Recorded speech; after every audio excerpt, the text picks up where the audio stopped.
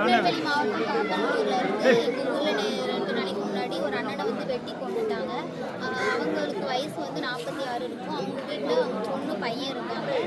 இதே மாதிரி 2019லேயும் வந்து ஒரு அண்ணனை வந்து வெட்டி கொண்டுட்டாங்க. ஆனால் அதுக்கும் நாங்கள் நியாயம் கேட்டோம். அதுக்கான நியாயம் எங்களுக்கு இது வரைக்கும் கிடைக்கவே இல்லை. நாங்கள் வந்து எங்களுக்கான தனியான ஒரு பாதை கேட்குறோம். அது கொடுக்க மாட்டேங்காங்க.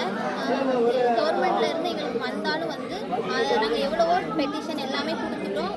புகார் எல்லாமே கொடுத்துட்டோம். அது எங்களுக்கு இன்ன வரைக்கும் எதுவுமே கிடைக்கவே இல்லை. நாங்கள் அதுக்காக இப்போ வந்து போராடிட்டு இருக்கோம். லாஸ்ட் டைம் நடந்த கொலைக்கு வந்து நாங்கள் வந்து போராட்டம் பண்ணோம். பாடியை வாங்க மாட்டோம்னு சொன்னோம்.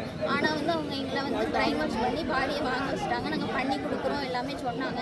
ஆனால் இது வரைக்கும் எங்களுக்கு எதுவுமே பண்ணி கொடுக்கல. இப்போ வந்து நாங்கள் பாடியை வாங்கணும்னா அவங்க வந்து எங்களுக்கு ரோடு போட்டு கொடுக்கணும், தனியாக ரேஷன் கடை வச்சு தரணும், எல்லாமே எங்களுக்கு பண்ணி கொடுத்தாங்கன்னா நாங்கள் பாடியை வாங்குவோம், இல்லைன்னா நாங்கள் வாங்க மாட்டோம். இப்படி தான் நாங்கள் உள்ளிருப்பு போராட்டத்தில் ஒரு 4 நாளாக இருக்கோம். இதே மாதிரி தொடரும் இனிமேலும். அவங்க வந்து எங்களுக்கு கண்டிப்பாக ரோடு போட்டு கொடுக்கணும், இல்லைன்னா நாங்கள் இப்படி தான் உள்ளிருப்பு போராட்டத்தில் கண்டிப்பாக இருப்போம். பாடியை வாங்க மாட்டோம்.